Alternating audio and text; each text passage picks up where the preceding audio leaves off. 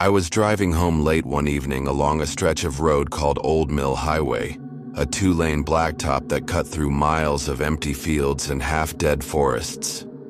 It was the kind of road where the streetlights were so far apart, the darkness felt alive between them. The rain had started about an hour earlier, light at first, then steadily pounding until the wipers could barely keep up. My headlights cut through walls of water, painting the road silver and black, while the wind howled through the cracks in my old car.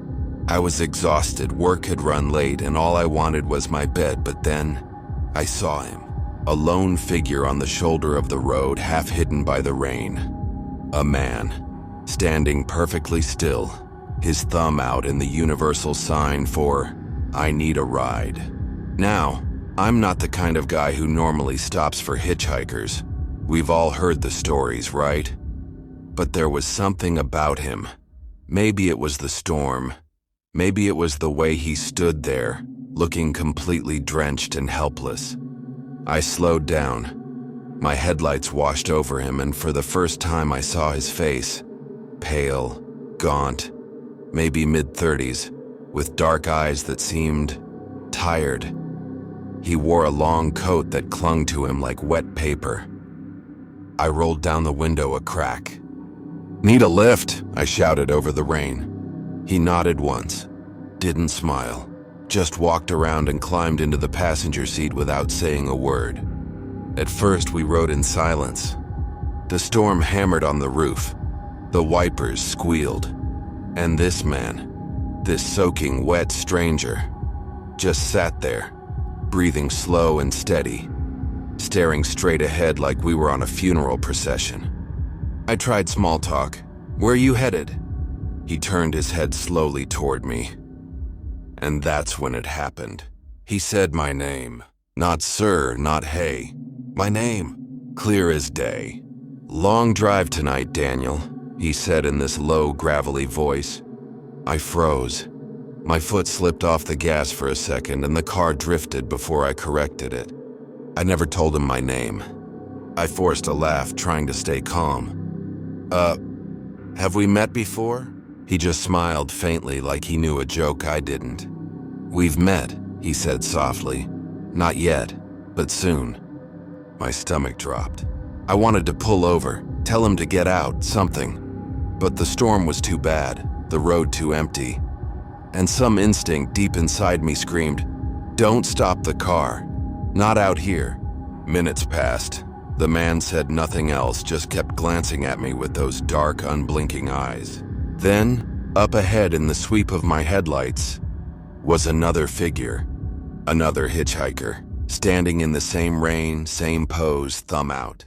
As we got closer, my heart nearly stopped. It was the same man. Same coat, same pale face, same everything. But he was already in my passenger seat. I looked beside me. Empty. The seat was soaking wet. I slammed the gas and never looked back. To this day, I don't drive Old Mill Highway at night. Because some nights, when the rain is just right, people say they see him. The man with the dark eyes. Smiling. Waiting for another ride. Eric had been driving for nearly 12 hours when exhaustion finally caught up with him. The highway was dark and empty, the storm beating against his windshield with relentless fury. Lightning split the sky in crooked veins of white, each flash illuminating the endless stretch of wet asphalt before plunging it back into blackness. When the glowing sign for a rest stop finally appeared through the rain, Eric felt a wave of relief. Just a place to stretch his legs, use the restroom, maybe grab a snack from the vending machine before continuing on. He pulled in under the single flickering streetlight, its pale orange glow barely piercing the darkness. The parking lot was deserted. No other cars, no other travelers, just him. Inside the restroom, the air was damp and heavy with the smell of mildew. The cracked mirror above the sinks reflected the harsh fluorescent light buzzing faintly overhead. That's when Eric saw it. A sheet of yellowed paper taped to the wall beside the mirror, the edges curling as if it had been there for years. On it, typed in faded black ink, were 4 rules. Do not use the last stall. If someone knocks 3 times after midnight, leave immediately. Do not look into the mirror for longer than 10 seconds. If you hear whistling, run. Eric stared at it for a long moment, half expecting someone to jump out laughing, to tell him it was some kind of roadside prank. But the restroom was silent except for the soft hum of the lights above. He used the second stall, washed his hands, and was about to leave when the sound came. Knock, knock, knock. 3 sharp raps against the restroom door. Eric froze, heart hammering. Slowly, he pushed the door open. The parking lot outside was empty. Rain poured down in silver sheets. The single streetlight buzzed and flickered. No cars had pulled in. No footsteps echoed through the night. Shaken, Eric turned back toward the mirror. And that's when he realized something was wrong. The reflection wasn't right. The restroom behind him in the mirror looked darker, stretched somehow like the shadows were longer, deeper. And standing in the corner, barely visible in the reflection, was a figure. Thin, motionless, grinning. Eric spun around. The restroom was empty. When he looked back at the mirror, the figure was closer. That was enough. Eric bolted for his car, tires squealing as he tore out of the rest stop. And above the roar of the engine and the hammering rain, just for a moment, he swore he heard someone whistling. The storm had been raging for hours when Caleb finally saw the flickering neon sign through the rain. Vacancy, low rates. He had been driving across 3 states for a job interview, running on little sleep, his eyes burning from exhaustion. The thought of a warm bed and a roof over his head felt like salvation after miles of darkness and endless lightning splitting the sky. The motel sat alone off the highway like a forgotten relic. Its peeling paint, sagging roof, and buzzing sign made it look like it hadn't seen a renovation in decades. But right now, Caleb didn't care. He pulled in, his tires hissing on the wet pavement, and jogged through the rain toward the small lobby with its single yellow light glowing in the window. Inside, the air was warm but stale, smelling faintly of cigarette smoke and mildew.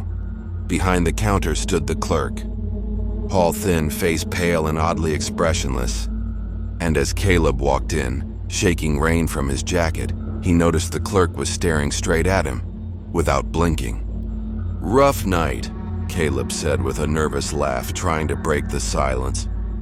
The man didn't answer right away. His eyes didn't move.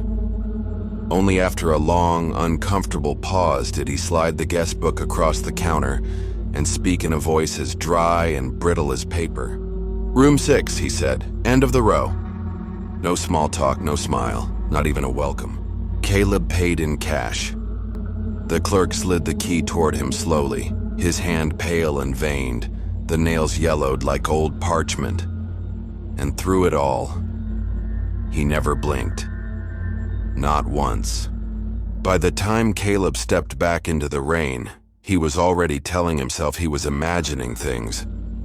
The guy was probably just tired, working the graveyard shift at some rundown motel in the middle of nowhere. People got weird on night shifts. That was normal, right? But the room didn't feel normal at all. The moment he opened the door, the air felt heavy, stale, like it hadn't been touched in years. The wallpaper was stained yellow from old smoke, the carpet frayed and threadbare. The single lamp on the nightstand buzzed faintly when he switched it on, casting weak light across the room. Trying to shake it off, Caleb showered, tossed his wet clothes over a chair, and collapsed onto the bed. The storm outside had quieted to a dull roar, wind whistling through the cracks in the window frame. That was when the knocking started. 3 sharp raps on the door. Caleb sat up, heart thudding. "Yeah?" he called. No answer. He crossed the room, opened the door a crack, peered out. The walkway was empty. Rain dripped from the metal awning. The parking lot beyond was dark and still.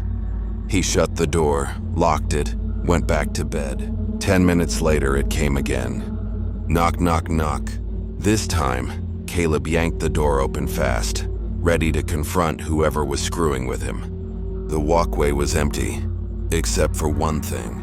Down by the office, under the single yellow light, stood the clerk, perfectly still, staring at him. Even from this distance, Caleb could see it, those pale, unblinking eyes. And slowly, the man smiled. It was the only expression he made all night. Caleb slammed the door, grabbed his keys, and didn't even bother to pack. When he looked back in his rearview mirror as he tore out of the parking lot, the clerk was still standing there in the rain, watching him go. And he still hadn't blinked. If you made it this far, thank you for spending your night with us. If these stories gave you chills, there's plenty more waiting. Don't forget to subscribe to NightFear Stories for new terrifying tales every single night. Sleep well, if you can.